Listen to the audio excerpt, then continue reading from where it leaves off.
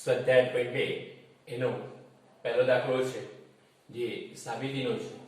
અહીંયાની રકમ જોઈએ।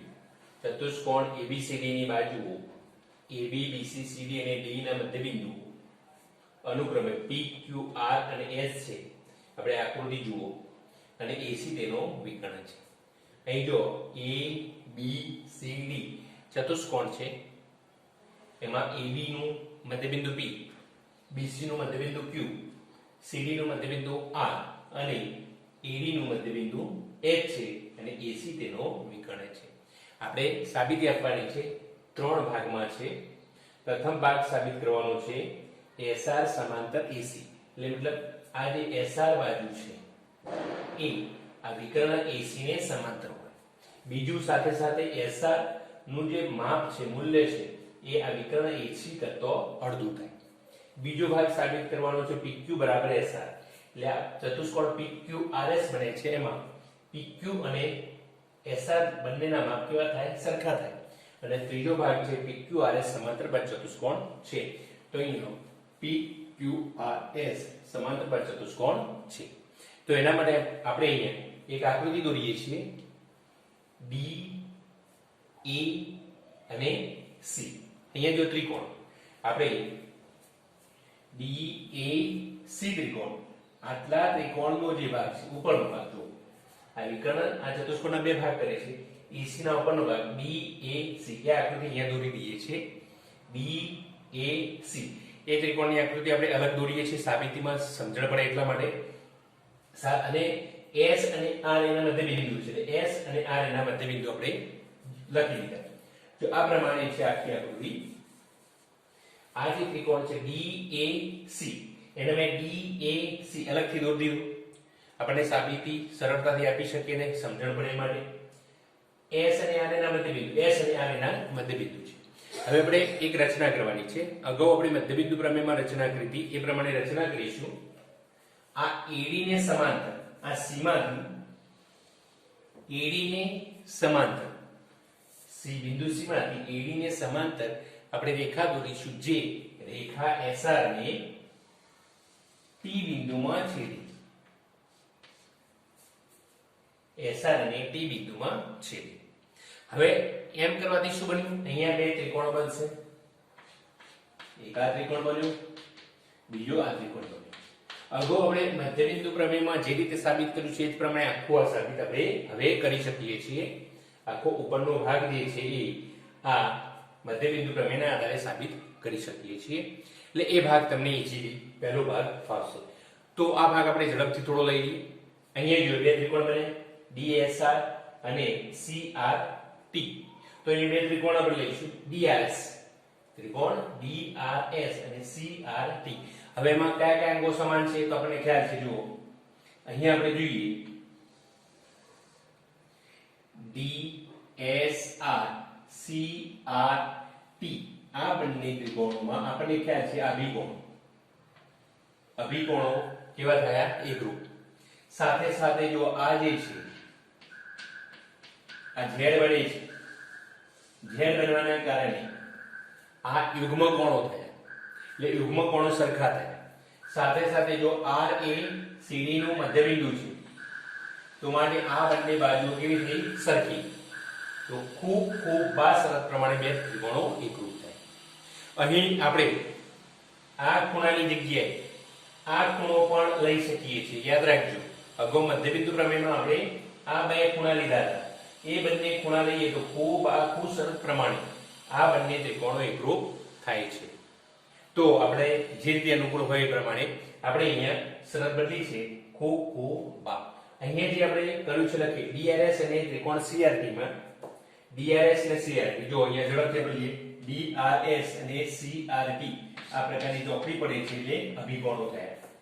RSD અને RTC, RSD આ જે વાત કરી અને RTC આ જે છે એ કયા થયા? યુગ્મ કોણો, એટલે DS સમાંતર TC ની સેવિકા ST દ્વારા બનતા યુગ્મ કોણો આપણે મધ્યબિંદુ પ્રમેયમાં વાત કરેલી છે। DR અને CR, અહીં જો DR અને CR બંને કેવા થશે? સરખા, કારણ કે DC નું મધ્યબિંદુ R છે, એટલે DC ના બે સરખા ભાગ થાય DR અને RC, એટલે બંને ડીઆર અને સીઆર આર એબી નું મધ્યબિંદુ છે આપણને ખ્યાલ છે. તો આ બંને ત્રિકોણો ખૂબા કયા કયા ત્રિકોણો ડીઆરએસ અને સીઆર બંને કેવા થાય એકરૂપ ખૂબા. હવે આપણે બંને ત્રિકોણો એકરૂપ થયા તો એના અનુટંગો પણ એકરૂપ થાય. એની બાજુઓ ગણો કે ખૂણાઓ ગણો. આપણે બાજુની વાત કરવાની છે તો ડીએસ અને સીટી. જો હવે અહીંયા આપણે એ ત્રિકોણની આપણે વાત કરીએ તો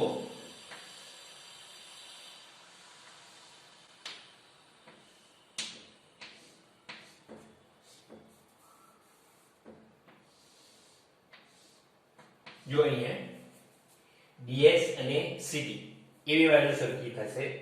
ડીએસ અને એસઆર અને આરટી. જો એસઆર એક આ બાજુ સરખી થઈ, આ બાજુ સરખી થઈ. તો ડીએસ અને સીટી સરખી થઈ. એસઆર અને આરટી બંને સરખા થયા. હવે આપણને ખ્યાલ છે કે S એ તો DA નું મધ્યબિંદુ છે. S તો કોનું મધ્યબિંદુ છે? DA નું. તો DS અને ES અથવા તો SC બંને કેવા થશે? સરખા. પણ તો અહીંયા આપણે લખ્યું DS બરાબર CT. યાદ રાખવું DS બરાબર CT. પરંતુ S એ DA નું મધ્યબિંદુ છે એટલે આપણે લખી શકીએ DS બરાબર ES અથવા તો SC. યાદ રાખો DS અને CT આપણે સાબિત કર્યું. S એ DA નું મધ્યબિંદુ છે એટલે DS અને SA બંને સરખા થાય. તો જુઓ DS બરાબર CT, DS બરાબર SA, તો SA બરાબર CT. તો અહીંયા આમ SA બરાબર શું થશે? CT. રચના મુજબ આપણે જે રચના કરી છે એ મુજબ AD ને સમાંતર CT એ રચના કરી છે એ મુજબ SA અને CT કેવા થશે? સમાંતર થશે. એટલે અહીંયા SA અને CT સામસામેની બાજુઓ સમાન થઈ. સાથે સાથે SA અને CT તો કેવી છે? રચના મુજબ સમાંતર છે. તો સામસામેની બાજુ સરખીને સમાંતર, તો સમાંતર બાજુ ચતુષ્કોણ થયો. તો ચતુષ્કોણ SACD સમાંતર બાજુ ચતુષ્કોણ છે. હવે SACD સમાંતર બાજુ ચતુષ્કોણ થાય તો અહીંયા SACD તો ST અને AC એ સામસામેની બાજુ છે એટલે કેવી થવાની? સમાંતર. ST સમાંતર AC. તો એ ST ની જગ્યાએ આપણે SR લખીએ તો SR સમાંતર AC. આ પહેલો ભાગ સાબિત થઈ ગયો. પહેલા ભાગનું જે આ ભાગ હતો એ સાબિત થઈ ગયું કે SR સમાંતર AC. હવે એ જ પ્રમાણે આપણને ખબર છે કે SR અને RT બંને કેવા છે? સરખા. તો આ જે SR જે છે એ ST કરતા કેવો થશે? અડધો. આખો જે ST છે એના કરતા SR કેવો થશે? અડધો. કારણ કે SR અને RT બંને કેવા છે? સરખા. તો આપણે અહીંયા લખી શકીએ SR બરાબર RT હોવાથી SR બરાબર 1/2 ST. આ સમાંતર બાજુ ચતુષ્કોણ છે SACD એટલે ST અને AC કેવા થવાના? સરખા. તો ST ની જગ્યાએ આપણે શું મૂકીશું? AC. તો SR બરાબર 1/2 AC. આ બીજો ભાગ પણ આપણે સાબિત થઈ ગયો.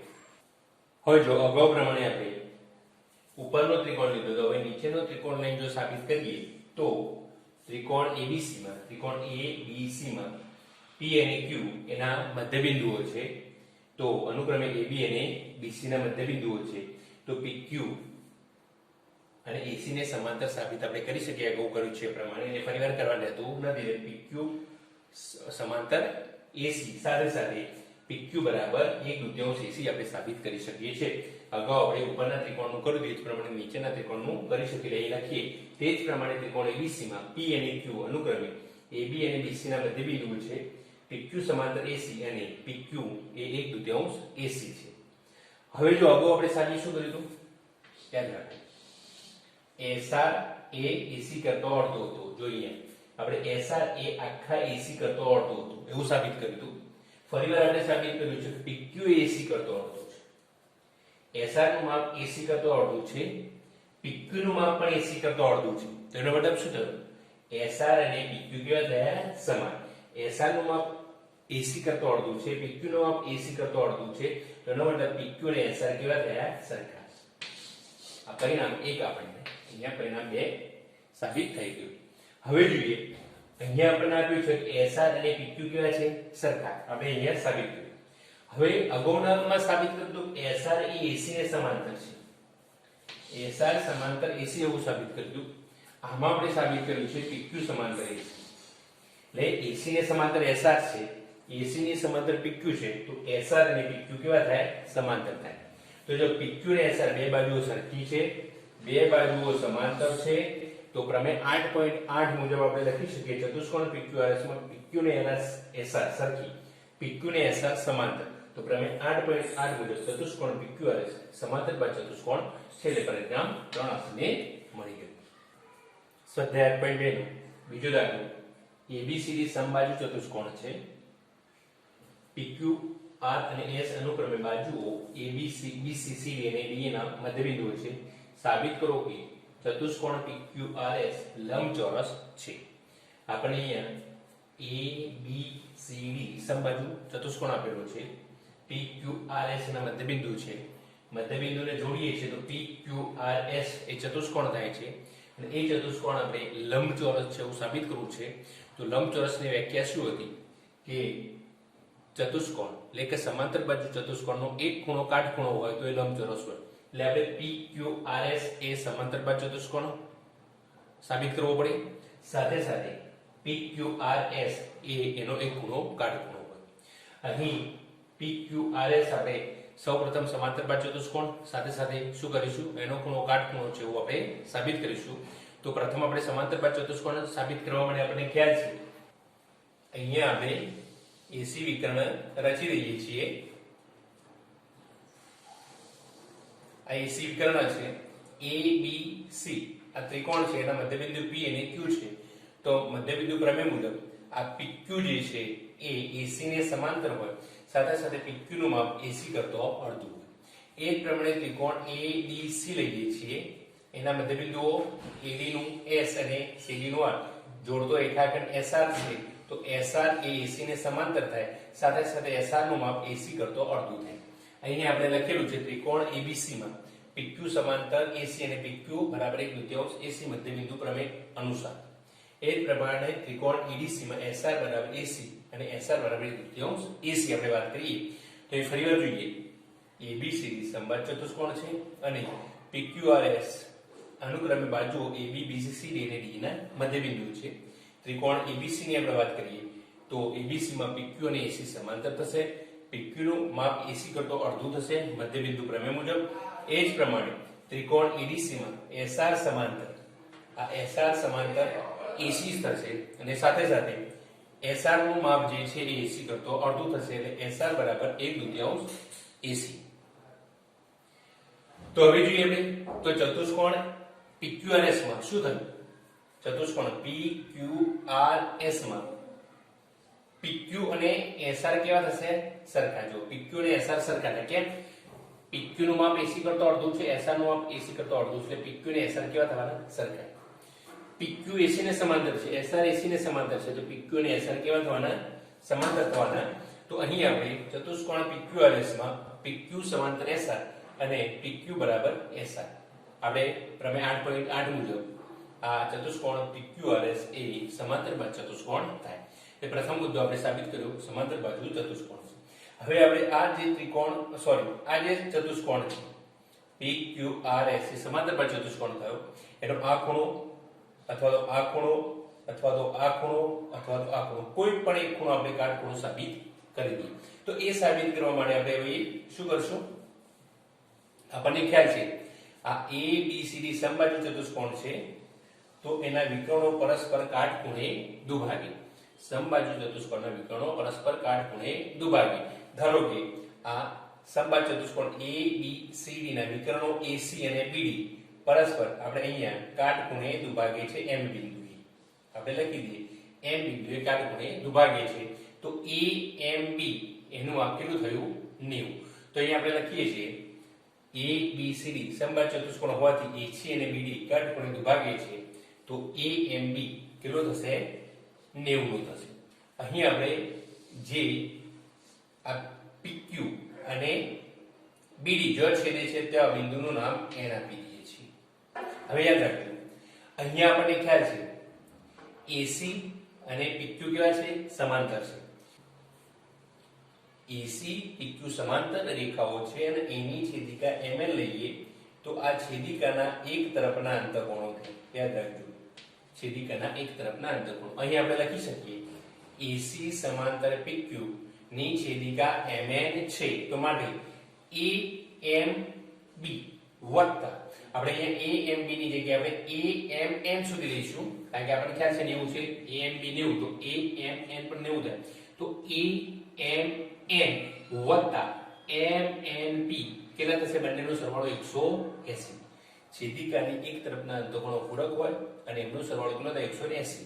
આપણે અહીંયા લખી દઈએ AC સમાંતર PQ, AC સમાંતર PQ એની છેદિકા MN તેમની છેદિકા છે, માટે AMN વત્તા MNP બરાબર કેટલા થશે? 180. આપણે અગાઉ વાત કરી આ કેટલો છે? 90.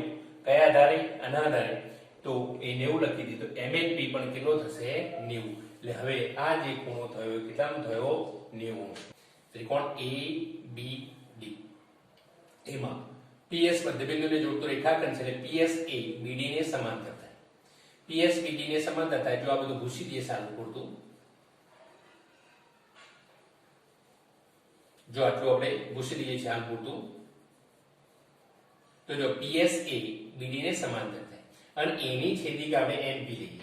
જો આ NP, તો એનાથી છેદિકાની એક તરફના બનતા અંતઃકોણો જો આ થાય, આ સમાંતર છે અને એની છેદિકા, તો છેદિકાની એક તરફના અંતઃકોણો કેવા થશે? પૂરક. આખો DNP અને NPS આખો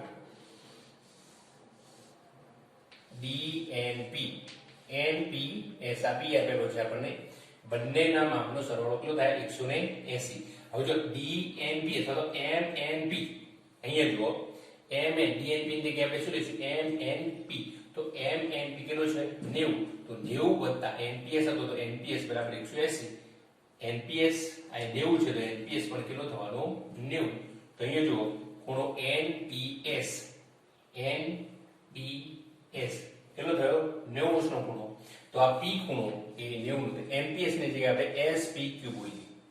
તો હવે જો મૂળ આપણે આકૃતિ પર આવી જઈએ, SPQR PQRS માં SPQ એક ખૂણો કાટખૂણો થયો, સમાંતર બાદ PQRS સમાંતર બાદ ચતુષ્કોણ છે અને સાથે સાથે એનો એક ખૂણો P એ કાટખૂણો છે, તો ચતુષ્કોણ PQRS લંબચોરસ છે એ સાબિત થાય છે. સ્વાધ્યાય પોઈન્ટ 2 માં ત્રીજો દાખલો, આપણે આ ત્રીજો ને છેલ્લો દાખલો રાખીશું, બાકીનો તમે હોમવર્કમાં ગણી લેજો. ત્રીજા દાખલામાં ABCD લંબચોરસ છે. અહીંયા આપણે ABCD લંબચોરસ દોર્યો છે, એની બાજુ AB BC CD અને D ના મધ્યબિંદુ અનુક્રમે PQRS છે. સાબિત કરો કે ચતુષ્કોણ PQRS સમબાહુ ચતુષ્કોણ છે. હવે વિદ્યાર્થી મિત્રો આપણે આ સાબિત કરવા માટે મધ્યબિંદુ પ્રમેયની મદદ લઈશું. અહીંયા જોઈએ ABCD લંબચોરસ છે, PQRS એના મધ્યબિંદુ છે. તો સૌપ્રથમ આપણે લખીએ ABCD લંબચોરસ છે. લંબચોરસ હોવાથી એના વિકર્ણો BD અને AC સમાન થાય, તો AC બરાબર BD. જો AC બરાબર BD, બંનેમાં 1/2 ગુણી દઈએ એટલે કોઈ ફેર પડે નહીં, એટલે 1/2 AC 1/2 BD. આપણે આ એક ભાગ યાદ રાખીશું. હવે ABC માં PQ એ એના મધ્યબિંદુઓ છે અનુક્રમે AB અને BC ના. મધ્યબિંદુ પ્રમેય મુજબ PQ બરાબર 1/2 AC. આ ત્રિકોણની વાત કરીએ તો PQ બરાબર 1/2 AC. એ જ પ્રમાણે ત્રિકોણ ADC માં SR મધ્યબિંદુને જોડતો રેખાખંડ છે, SR બરાબર 1/2 AC. એ SR બરાબર 1/2 AC. કોણ કયો આવશે? EBD લઈએ. A B અને D આ ત્રિકોણ લઈશું. એ ત્રિકોણમાં SP એ BD કરતો કેટલો થશે? અડધો. તો અહીંયા ABD માં SP એ BD કરતો અડધો થાય. એ જ પ્રમાણે BCD જોઈએ, BCD માં આ QR એ BD કરતો અડધો થશે. QR એ BD કરતો અડધો થાય. તો આપણે અહીંયા જોયું ABC માં PQ 1/2 AC, SR 1/2 AC. એ જ પ્રમાણે ABD માં SP બરાબર 1/2 BD, BCD માં QR બરાબર 1/2 BD મધ્યબિંદુ પ્રમેય અનુસાર. હવે આપણને ખ્યાલ છે PQ બરાબર 1/2 AC, SR બરાબર 1/2 AC. તો PQ બરાબર SR બરાબર 1/2 AC. એ જ પ્રમાણે SP બરાબર 1/2 BD, QR બરાબર 1/2 BD, તો SP બરાબર QR બરાબર 1/2 BD, SP બરાબર QR બરાબર 1/2 BD, અને સાથે સાથે આપણને ખ્યાલ છે કે AC અને BD નું અડધો અડધું કેવું છે, સરખું છે. તો 1, 2 અને 3 પરથી PQSR એ 1/2 AC જેટલા છે, SPQR એ BD ના અડધા જેટલા છે, અને અહીંયા AC ના અડધા અને BD ના અડધા સરખા છે. તો એનો મતલબ તો PQSR SPQR કેવા થયા, સરખા. તો માટે ચતુષ્કોણ PQRS માં PQQRS અને SP કેવા થયા, સરખા થયા. તો ચતુષ્કોણ PQRS ની બધી જ બાજુઓ સમાન છે. તો ચતુષ્કોણ PQRS સમબાજુ ચતુષ્કોણ છે.